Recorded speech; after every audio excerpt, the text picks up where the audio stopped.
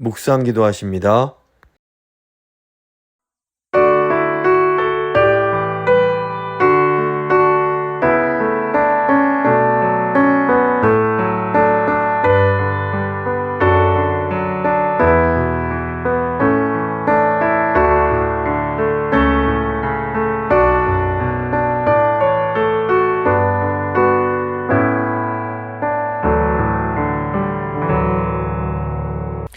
사도신경 고백합니다.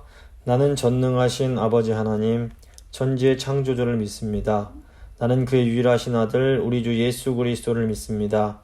그는 성령으로 잉태되어 동정녀 마리아에게서 나시고 본디오 빌라도에게 고난을 받아 십자가에 못 박혀 죽으시고 장사된 지 사흘 만에 죽은 자 가운데서 다시 살아나셨으며 하늘에 오르시어 전능하신 아버지 하나님 우편에 앉아 계시다가 거기로부터 살아있는 자와 죽은 자를 심판하러 오십니다.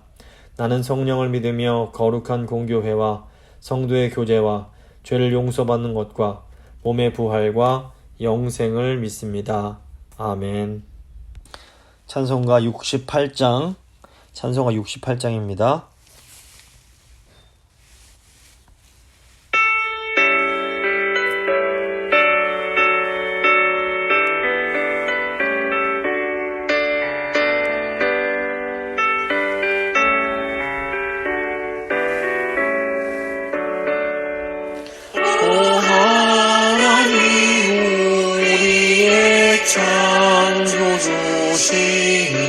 내 주님께 귀한 것 드립니다. 내 주께만 엎드려 경배드리며 내 주의 이름 높이 찬양하네. 오 하나님 우리의 대주 되시어 큰 공강일 때도 도우셨네. 죽음에서 우리를 구하셨으니 내 주의 이름 높이 찬양하네. 주 하나님 이름을 함께 높이며 대주제께 영광을 돌리오리. 그 능력이 우리를 지켜주시니 주 하나님을 높이 찬양하네.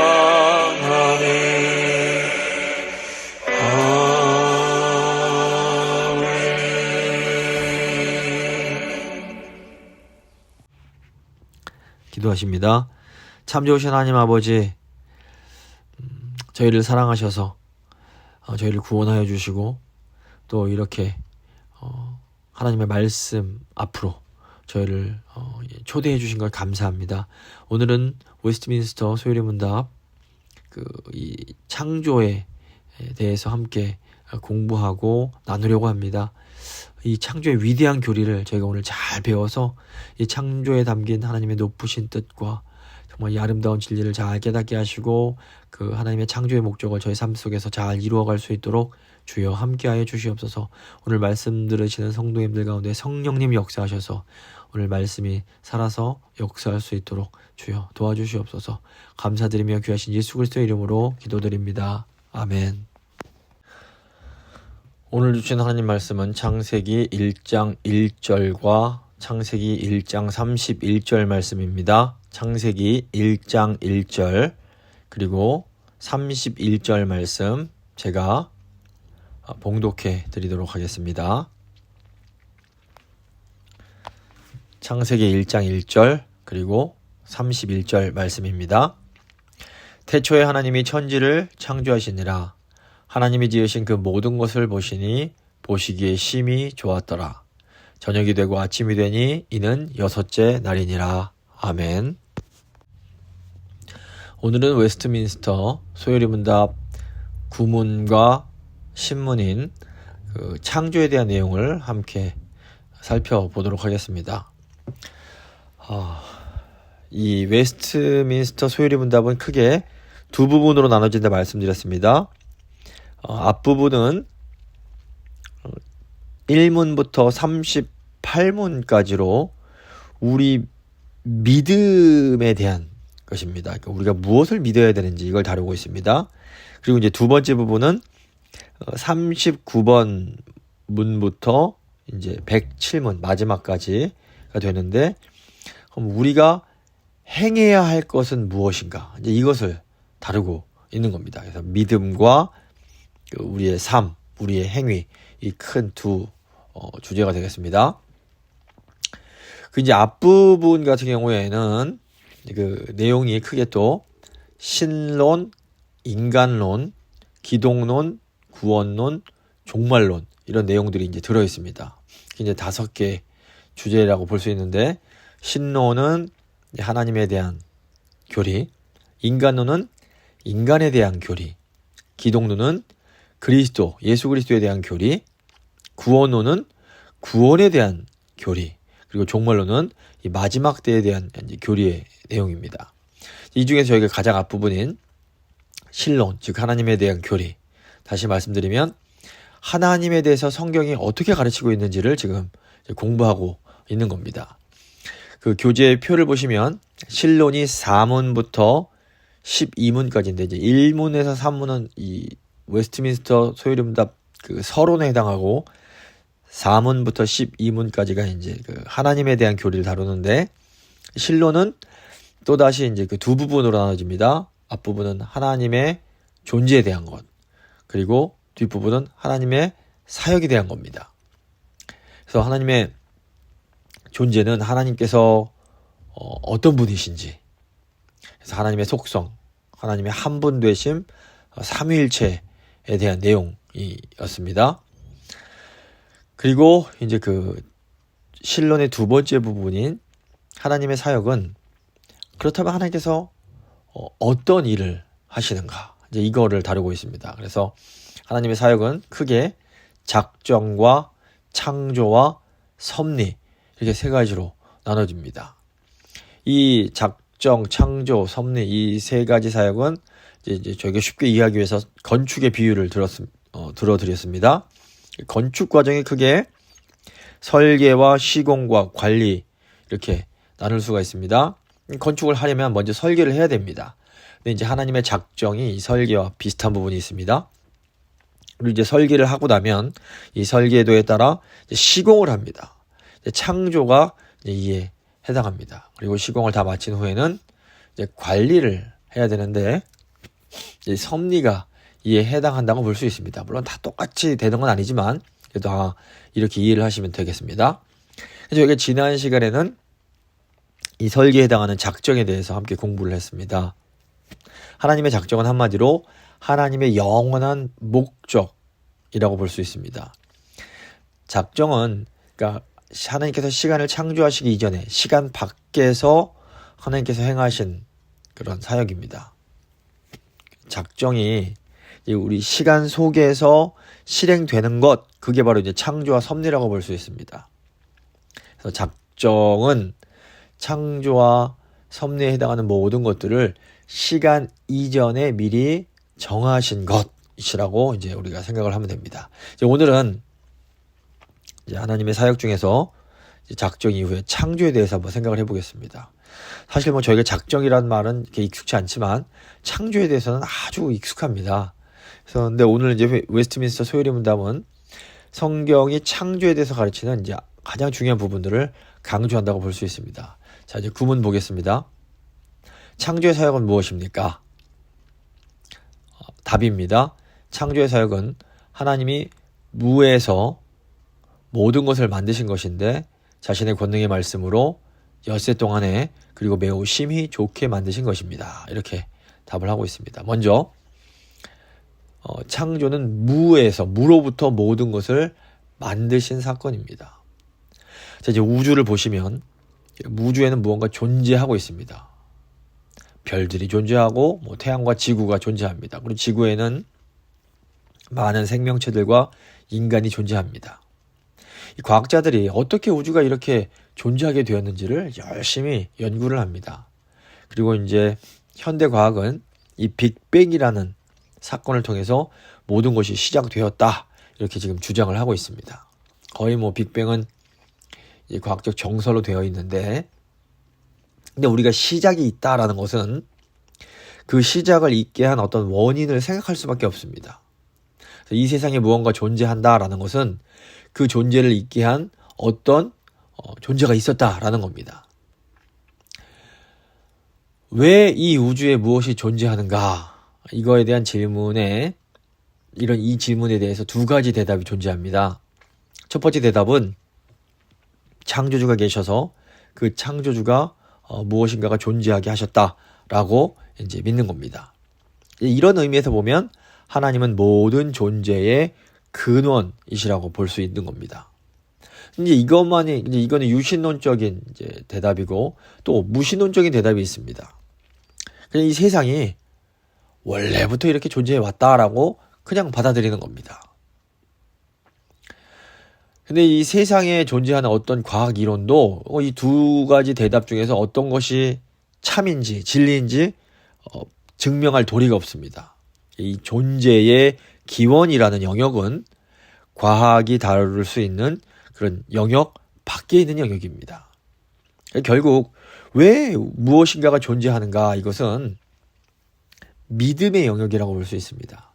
창조주께서 이렇게 존재하게 하셨다, 이렇게 믿고 받아들이는 것도 믿음이라면, 아니다, 그냥 우주는 원래부터 이렇게 존재해 왔다라고 받아들이는 것도 믿음이라고 볼 수 있습니다. 그래서 이 유신론도 믿음이고 무신론도 믿음인 겁니다. 히브리서 11장 6절 보시면, 믿음이 없이는 하나님을 기쁘시게 하지 못하나니 하나님께 나아가는 자는 반드시 그가 계신 것과 또한 그가 자기를 찾는 자들에게 상 주시는 이심을 믿어야 할지니라, 이렇게 말씀합니다. 사실 우리가 좀 지적으로 정직해진다면 무언가가 존재하고 있다는 것은 그 존재를 가능하게 한 어떤 존재, 즉 창조주가 계시다는 것을 인정하게 됩니다. 그래서 이 창조주의 존재를 겸손하게 인정하는 과학자들도 많이 있습니다. 아주 저명한, 세계에서 가장 뛰어난 과학자들 중에서도 겸손하게 하나님의 존재를 인정하고 예수님을 구주로 받아들이는 분들이 계십니다.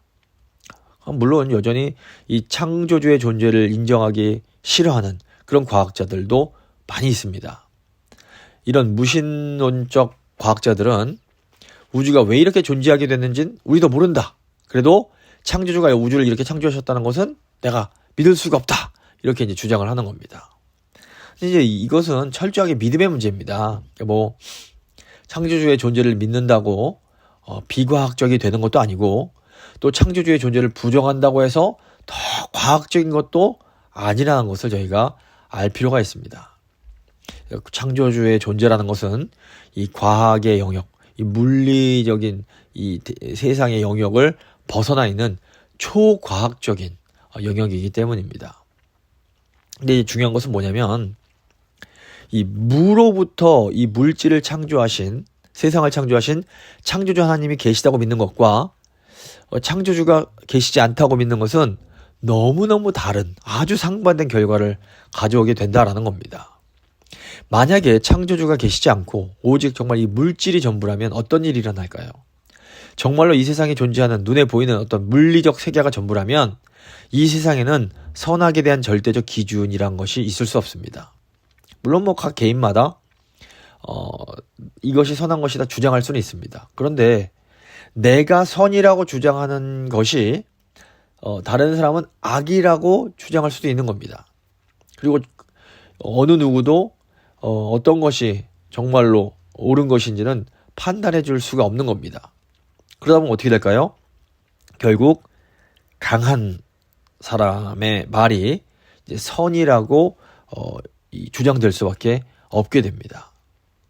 그래서 이 무신론자들의 주장처럼 오직 물질이 전부이고 인간의 모든 행동이 유전자에 의해서 어떻게 보면 생존의 가능성을 높이기 위해서 결정되어 버리는 것이라면, 그러니까 어떤 사람이 자기의 생존을 위해서 다른 사람을 해하고 죽이는 것도 사실상 자연스러운 것이기 때문에 나쁘다고 말할 수 있는, 악하다고 말할 수 있는 근거가 사라지게 되는 겁니다. 그래서 이제 철학적으로 보면 이 신의 존재가 부정되면 절대적인 선이라는 것도 부정될 수밖에 없습니다. 그래서 이런 의미에서 누군가 그래도 선한 것이 있는 거지 이렇게 생각한다면 그것은 사실상 신의 존재를 인정하는 것이라고 볼 수 있습니다. 그래서 우리는 하나님께서 무로부터 이 물질을 창조하셨다고 믿습니다. 그래서 이 창조주 하나님을 믿는다라는 것은 이 하나님께서 선악의 절대적 기준이심을 이제 믿는 것임을 저희가 좀 생각을 해야 됩니다. 자, 이제 보시면 또 두 번째로 하나님은 세상을 창조하실 때에 권능의 말씀으로 창조를 하셨습니다. 이것은 하나님의 말씀에 놀라운 능력, 어떤 권능이 있음을 의미합니다. 하나님은 언제나 말씀으로 일하십니다. 조금 더 정확하게 이 삼위일체의 관점에서 말씀을 드리면 아버지 하나님은 언제나 말씀과 성령을 통해서 일하십니다. 창세기 1장 보시면 하나님께서 창조하실 때에 먼저 혼돈하고 공허하던 수면 위를 성령께서 운행을 하십니다. 그리고 하나님께서 말씀을 하시면서 혼돈하신 세상에 질서가 생기고 공허한 세상에 그 하나님께서 만드신 피조물이 이게 채워지게 됩니다. 근데 이것이 어떻게 눈에 보이는 물리적 세계뿐 아니라 그 영적인 세계, 우리 마음의 심리적 세계도 또 똑같은 그런 원리가 적용된다고 볼 수 있습니다. 그래서 하나님의 말씀과 성령이 역사하면 이 혼돈한 마음에도 질서가 생겨납니다. 그래서 말씀과 성령께서 역사하시면 공허하던 마음이 하나님의 것들로 풍성하게 채워지게 되는 겁니다. 그래서 말씀과 성령이 교회의 본질이라고 볼 수 있습니다. 사도행전 보시면 성령이 역사하는 곳에 말씀이 역사하시고 말씀이 역사하는 곳에 교회가 흥왕케 됩니다. 하나님의 말씀뿐 아니라 하나님의 형상대로 창조된 인간의 말에도 비슷한 권능이 있습니다. 그러니까 이 언어에는 창조의 능력이 있음을 저희가 알아야 됩니다. 물론 인간의 말은 하나님의 말씀처럼 절대적인 무에서 유를 만들어내는 그런 능력은 없습니다. 무로부터 유를 창조하는 것은 오직 하나님의 말씀의 능력입니다. 그런데 그럼에도 불구하고 이 언어라는 것에는 무언가를 창조해내는 놀라운 능력이 있습니다. 그렇기 때문에 우리가 이 말을, 이 언어를 잘 사용하는 것이 되게 중요합니다. 말 잘한다는 것이 우리가 뭐 달변가가 돼야 된다는 이런 의미가 아닙니다. 우리는 이 언어를 하나님의 뜻에 따라 사용을 해야 되는 겁니다. 그래서 사도행전 2장 보시면 오순절에 성령이 임할 때 나타난 현상이 방언이 나타나면서 언어가 새로운 언어를 말하게 되는 것이었습니다. 그래서 우리의 언어가 다른 사람을 살리고 회복시킬 수 있는 그런 능력이 있다는 것을 저희가 인식하고 있어야 됩니다. 그래서 이 말 한마디가 천냥빛 갚는다 이런 말이 있는데 정말로 내가 해주는 말로 인해서 다른 사람의 영혼이 살아날 수도 있고 다른 사람의 영혼이 낙심하고 죽을 수도 있는 겁니다. 이 언어의 중요성을 잘 기억을 해야 됩니다. 자, 또 보시면 하나님께서 엿새 동안에 이 천지와 만물을 창조를 하십니다. 근데 이제 여기서 또 먼저 생각해야 될 게 뭐냐면 이 6일, 이 오늘날 우리가 사용하는 24시간 6일은 아니라는 겁니다.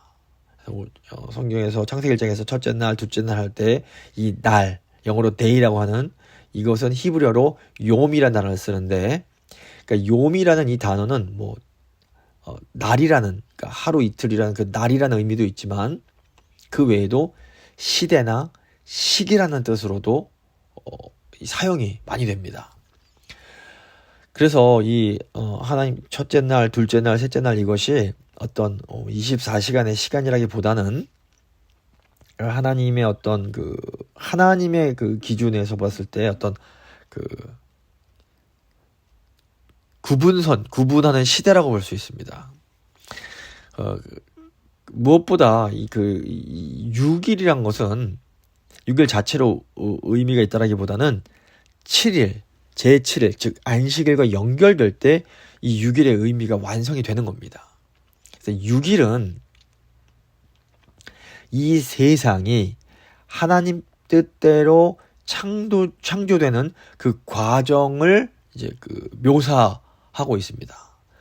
그래서 창세기 1장 2절을 보시면 땅이 혼돈하고 공허한 상태였습니다. 근데 이제 처음 3일은 이 혼돈하던 세상 가운데 하나님께서 말씀을 통해서 이 질서를 부여하시는 것을 볼 수 있습니다. 그래서 하나님께서 빛을 통해서 낮과 밤을 구분하시고 궁창을 통해서 위에 있는 물과 아래에 있는 물을 이 구분을 하시고 또 이렇게 셋째 날에는 땅과 바다가 이렇게 구별되는 그런 질서가 지어지는 그런 일들이 있게 됩니다. 그리고 이제 4일부터 6일은 그 질서가 부여되었지만 아직은 텅 비어있는 공허한 세상이 하나님께서 만드신 것들로 풍성하게 채워지는 기간이라고 볼 수 있습니다. 그래서 낮과 밤이 나눠진 상태는 이제 해와 달로 인해서 그 낮과 밤이 채워지고 궁창 아래에 있는 물에는 물고기가 채워지고 궁창 위 하늘에는 이제 새가 날게 됩니다. 그리고 땅에는 동물들로 이제 채워지게 되는 겁니다. 자, 이렇게 이제 이 세상이 하나님 그 말씀과 성령으로 이렇게 만들어졌는데 이것이 끝이 아닙니다. 이 하나님의 창조는 제7일에 안식을 향해서 나아가고 있는 겁니다.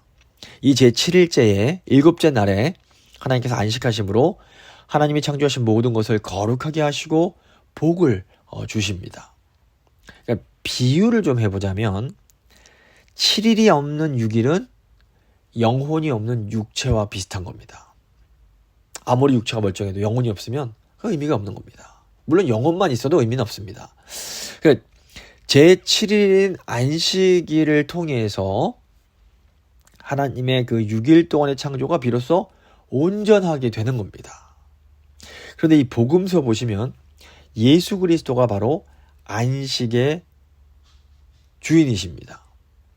마태복음 12장 8절 보시면 인자는 안식일의 주인이니라 이렇게 예수께서 직접 말씀을 하십니다. 그래서 이 세상에 존재하는 모든 것은 예수 그리스도 안에서 안식함으로 참된 의미를 얻게 된다 이렇게 이해를 하셔야 됩니다. 요한복음 1장 1절에서 3절 보시면 태초에 말씀이 계시니라 이 말씀이 하나님과 함께 계셨으니 이 말씀은 곧 하나님이시니라. 그가 태초에 하나님과 함께 계셨고 만물이 그로 말미암아 지은 바 되었으니 지은 것이 하나도 그가 없이는 된 것이 없느니라. 이 태초에 계셨던 말씀, 헬라어로 로고스가 바로 예수 그리스도이십니다. 말씀이신 예수님은 창조 때부터 성부와 성령과 함께 이 창조의 사역을 하신 겁니다. 그런데 이 말씀이신 예수님께서 로고스께서 육신이 되어 우리에게 오신 겁니다. 요한복음 1장 14절 보시면 말씀이 육신이 되어 우리 가운데 거하심에 우리가 그의 영광을 보니 아버지의 독생자의 영광이요 은혜와 진리가 충만하더라. 그러니까 예수님께서 이 땅에 오신 것은 어떤 의미에서 말을 하자면 제7째 날, 제7일이 상징하는 참된 안식을 우리에게 주시기 위함입니다. 그 안식의 제7째 날이 되었을 때에 창조의 6일이 비로소 참된 의미를 얻은 것처럼 이 땅에서 우리의 삶은 이 안식이 예수님과 함께 할 때에 예수님과 함께 할 때 비로소 그 참된 안식과 그 참된 의미를 얻게 된다. 이렇게 우리가 볼 수 있습니다. 마태복음 11장 28절 보시면 예수님께서 수고하고 무거운 짐진 자들아 다 내게로 오라 내가 너희를 쉬게 하리라. 내가 너에게 안식을 주겠노라. 이렇게 말씀을 하시는 겁니다. 그래서 6일 창조의 궁극적 목적이자 클라이막스가 바로 제7째 날의 안식입니다. 그래서 우리 삶의 궁극적인 목적이요 절정이 바로 예수님 안에서 안식하는 것이다. 우리가 이걸 알 필요가 있습니다. 그래서 이 예수님 안에 구원받는다라는 것, 이것이 어떻게 보면 우리 삶이 진정으로 의미를 갖고 우리 삶의 어떤 그 목적이 이루어지는 것이다 볼 수 있습니다. 자, 또 네 번째로 이제 하나님의 창조에 있어서 또 중요한 것이 뭐냐면 하나님께서 창조를 선하게 창조하셨다라는 겁니다. 하나님은 세상의 모든 것을 매우 선하게 좋게 창조하셨습니다. 물론 지금 오늘날 세상은 인간의 타락으로 인해서 죄 아래 고통하며 신음하고 있습니다. 그래서 사도 바울이 로마서 8장에도 어떤 말씀을 하냐면 이 땅의 피조물들도 탄식하며 고통하고 있고 이런 고통스러운 상황에서 해방되기를 기다리고 있다 이렇게 설명합니다. 로마서 8장 19절부터 22절 보시면 피조물이 고대하는 바는 하나님의 아들들이 나타나는 것이니 피조물이 허무한데 굴복하는 것은 자기 뜻이 아니오 오직 굴복하게 하시는 이로 말미암음이라. 그 바라는 것은 피조물도 썩어짐의 종노릇한 데서 해방되어 하나님의 자녀들의 영광의 자유에 이르는 것이라. 피조물이 다 이제까지 함께 탄식하며 함께 고통을 겪고 있는 것을 우리가 아느니라. 굉장히 중요한 말씀입니다. 이 창조와 타락에 있어서 기억해야 될 게 바로 구조와 방향이라는 개념입니다. 그러니까 하나님께서 창조하신 모든 피조물에는 이 구조, 영어로 structure와 방향, orientation이 있습니다. 그러니까 인간의 타락과 함께 이렇게 엉망이 돼버린 것은 방향이지 구조가 아닙니다. 예를 좀 들어드리겠습니다. 하나님께서 인간을 창조하셨는데 인간의 몸 자체는 이 구조에 해당을 합니다. 그리고 인간이 몸을 선하게 사용하는지 아니면 악하게 사용하는지 이것이 바로 이제 방향의 문제인 겁니다. 그러니까 인간의 타락으로 인해서 엉망이 되어버린 것은 방향이지 구조가 아니라는 겁니다. 그러니까 즉 인간의 타락으로 인해서 몸 자체가 악해진 것은 아닙니다. 몸이 악한 게 아닙니다. 몸은 하나님께서 선하게 창조하셨습니다. 그런데 인간의 타락으로 인해서 이 방향이 뒤틀려 버린 겁니다. 인간이 이 죄로 인해서 이 몸을 악한 방향으로 자꾸 쓰는 겁니다. 근데 우리가 복음을 믿고 구원을 받으면 이 잘못된 방향이 회복됩니다. 그래서 몸을 잘못 사용하던 사람이 그 몸을 다시 바른 방향으로 사용할 수가 있게 되는 겁니다. 이렇게 방향이 바뀌면서 나타나는 것, 이것이 바로 회개의 열매입니다. 그런데 이게 사람뿐만 아니라 하나님께서 만드신 모든 피조물들도 마찬가지입니다. 하나님께서 창조하신 모든 그 피조물들의 구조 그 자체는 여전히 선합니다. 나쁘지 않습니다. 문제는 뭐냐면 방향의 왜곡입니다. 이전에는 하나님을 영어롭게 하는 방향으로 나아가던 것들이 이제는 자기의 욕심, 인간의 욕심과 마귀를 기쁘게 하는 방향으로 나아가게 되는 겁니다. 그래서 하나님께서 창조하신 모든 구조는 하나님께서 모든 구조를 선하게 창조하셨다라는 것을 우리가 기억하고 잘 명심할 필요가 있습니다. 이 방향이 잘못된 것이 진짜 문제다. 이것을 아셔야 됩니다. 예를 들어서 학교나 병원 또는 회사라는 이런 것들이 있는데 이 구조 자체가 악한 것은 아닙니다. 학교가 나쁜 게 아니고 병원이 나쁜 것이 아니고 회사가 나쁜 게 아니고 정부가 나쁜 게 아닙니다. 문제는 뭐냐면 인간의 타락으로 인해서 방향이 뒤틀려 버린 겁니다. 그래서 학교가 하나님 기뻐하시는 방향으로 운영되지 않고 병원이 하나님 기뻐하시는 방향이 아니라 이 영리 목적으로 자꾸 이렇게 나쁜 쪽으로 이익을 차리게 되면 문제가 생기고 회사나 정부나 이게 방향이 뒤틀리기 때문에 문제가 되는 겁니다. 오늘날 전 지구적으로 환경 문제가 이제 심각하다는 말들을 많이 합니다. 그러니까 하나님께서 창조하신 자연세계 자체가 문제라기보다는 이 구조 자체는 선하다고 보셔야 됩니다. 그런데 이 지구를 다스리고 보존해야 될 인간이 타락해서 이 방향이 잘못돼 버린 겁니다. 그러니까 인간이 이게 잘못된 방향으로 이 지구를 사용하고 악하게 관리하고 있다. 그래서 이런 문제들이 생긴다. 이렇게 보셔야 됩니다. 그래서 우리가 항상 이제 그 좀 건강한 관점이 뭐냐면 인간의 타락으로 인해서 방향이 뒤틀렸고 방향이 타락으로 인해서 여전히 이제 신음하는 피조물들이 신음하지만 여전히 이 구조 자체는 하나님의 선함을 유지하고 있다라는 것을 기억해야 됩니다. 물론 방향이 뒤틀려서 이제 구조가 많이 이렇게 타락해서 구조가 병들어가는 경우가 많습니다. 하지만 이제 그렇다고 해서 이 구조 자체가 악한 것은 아니다. 이걸 좀 꼭 기억하셔야 됩니다. 자, 이제 그 신문은 그 하나님의 창조 중에서 특별히 인간의 창조에 대한 내용입니다. 이제 이 웨스트민스터 소요리 문답은 이 인간의 창조가 굉장히 특별한 부분이 있음을 이제 강조를 하는데, 이 인간의 창조의 특별함은 나중에 그 섭리를 다루는 12문에서 또다시 한번 강조가 됩니다. 신문을 보겠습니다. 하나님은 사람을 어떻게 창조하셨습니까? 답입니다. 하나님은 사람을 남자와 여자로 창조하시되 지식과 의와 거룩에 있어 자기 자신의 형상을 따라 피조물들을 지배하게 창조하셨습니다. 먼저 하나님은 사람을 남자와 여자로 창조하십니다. 창세기 1장 27절 보시면 하나님이 자기 형상 곧 하나님의 형상대로 사람을 창조하시되 남자와 여자를 창조하시고, 하나님은 인간을 남자와 여자로 창조를 하셨습니다. 이것은 서로 이렇게 도우면서 살아가라고 이렇게 하신 겁니다.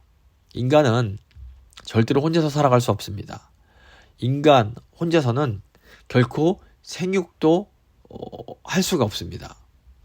오늘날 동성애 문제가 아주 그냥 심각한 문제로 대두가 되고 있습니다. 그런데 기본적으로 이 동성애는 이 잘못된 방향의 문제라고 볼 수 있습니다. 물론 동성애만 잘못된 방향은 아닙니다.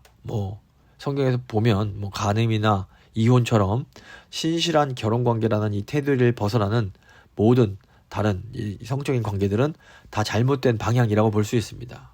근데 오늘 보시면 이 동성애를 넘어서 트랜스젠더가 아주 큰 이슈가 되고 있습니다. 트랜스젠더가 뭡니까? 하나님이 주신 몸을 자기 마음대로 바꾸려고 하는 겁니다. 물론 우리가 이런 사람들을 막 정죄하고 미워하자는 것이 절대로 아닙니다. 사실상 우리는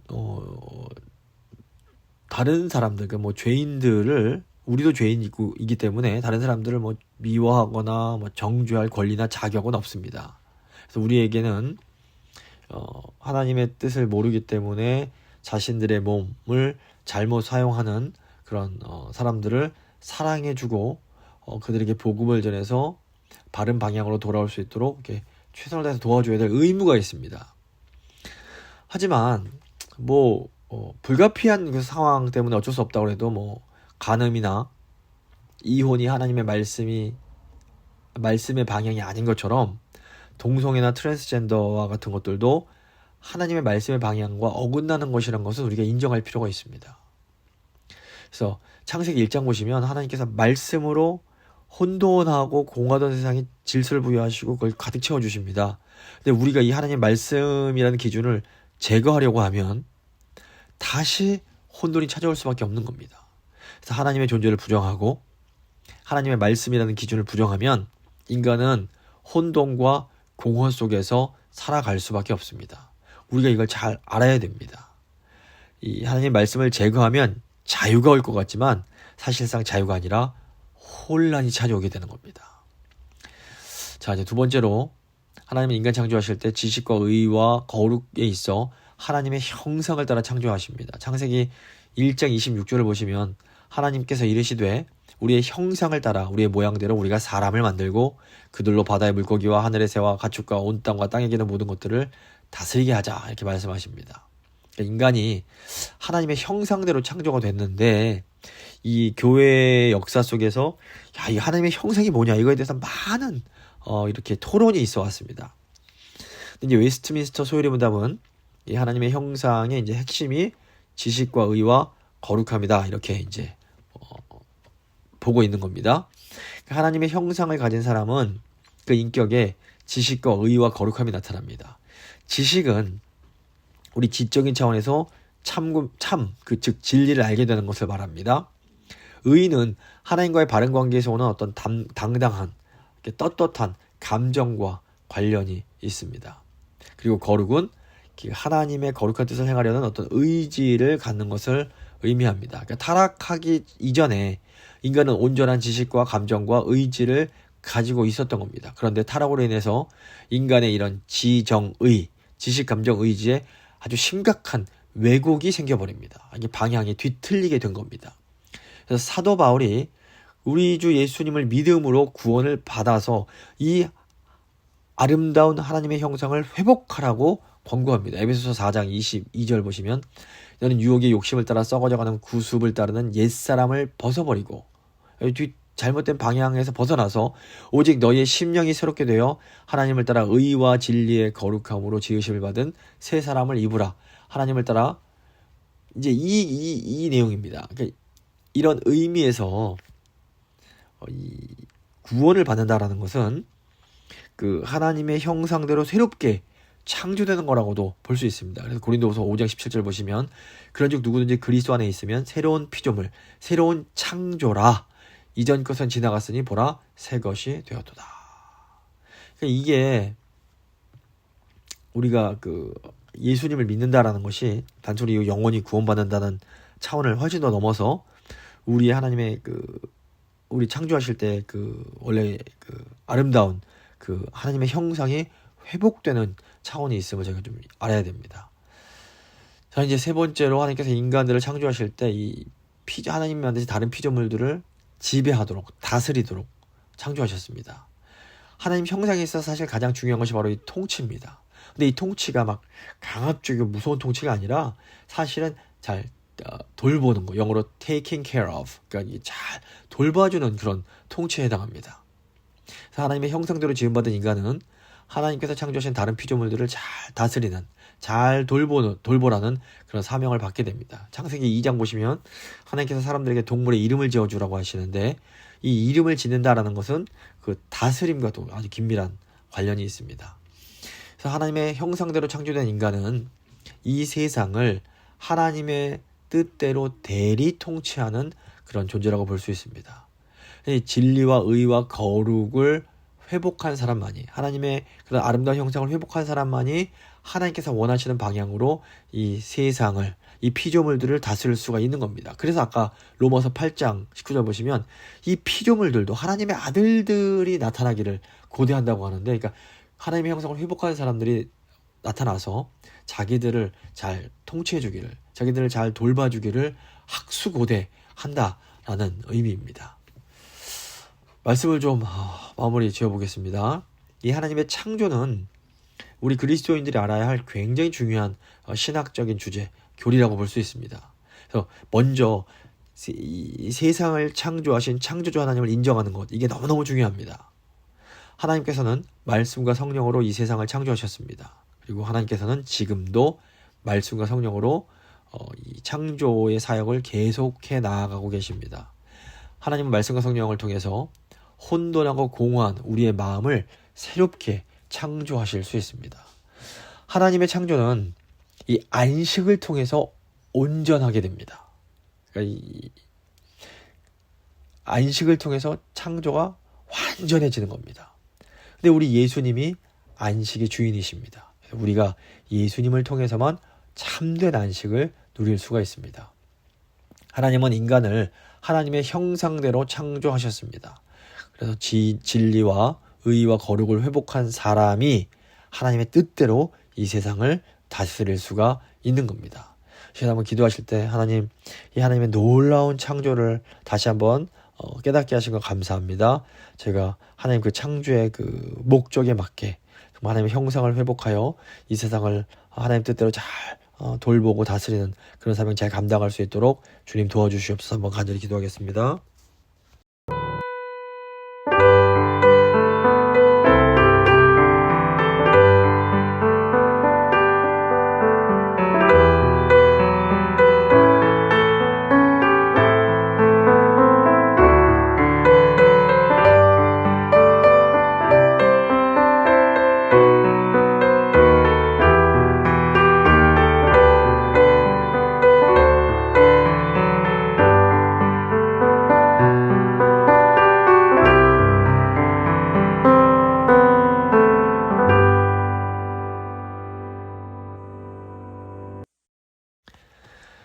살아계신 창조주 하나님 감사를 드립니다. 오늘 이 창조의 말씀을 통해서 하나님의 창조가 얼마나 위대한 것이고 또 이 창조에 담긴 놀라운 그런 진리들을 다시 한번 깨닫게 하신 것 감사를 드립니다.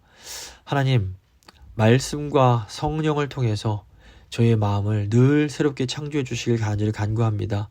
하나님 말씀이 없으면, 성령님의 도우심이 없으면 저희는 혼란스럽고 공허할 수밖에 없음을 정직하게 고백합니다. 주님, 이 세상에 하나님의 말씀이 없어서 성령이 없기에 너무나 혼란스러워하고 너무나 공허해하는 수없이 많은 영혼들이 있습니다.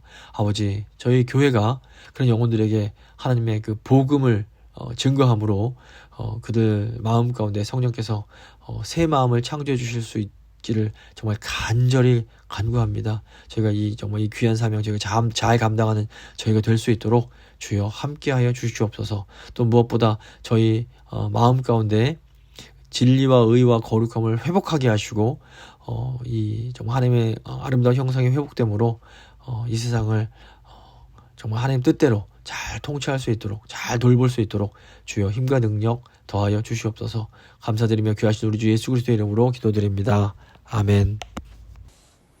찬송가 71장입니다. 찬송가 71장 찬양하시겠습니다.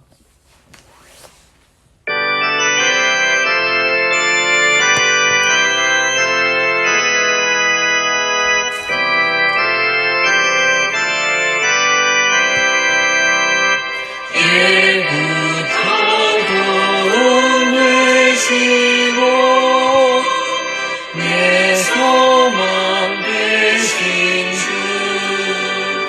이 세상 풍파 중에도 늘 보호하시리. 이 천지 만물이 뛰죠 주는 저 계셨고 온 세상 만물 변해도 주 변함없도록 주 앞에 천년만년이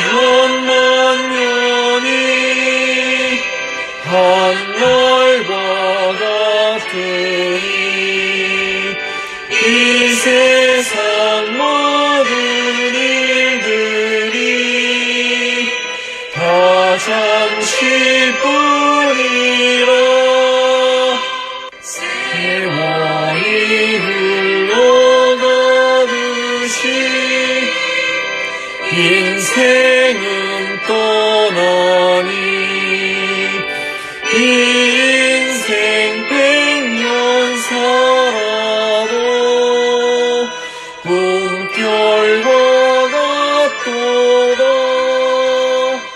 때부터 도움 되시고 내 소망 되신 주,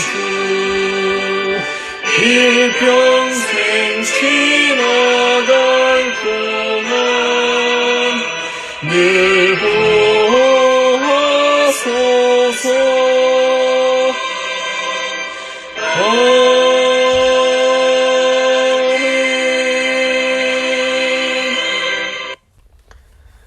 주님 가르쳐 주신 기도로 예배 마치도록 하겠습니다. 하늘에 계신 우리 아버지, 아버지의 이름을 거룩하게 하시며 아버지의 나라가 오게 하시며 아버지의 뜻이 하늘에서와 같이 땅에서도 이루어지게 하소서. 오늘 우리에게 일용할 양식을 주시고 우리가 우리에게 잘못한 사람을 용서해 준 것 같이 우리 죄를 용서하여 주시고 우리를 시험에 빠지지 않게 하시고 악에서 구하소서. 나라와 권능과 영광이 영원히 아버지의 것입니다. 아멘.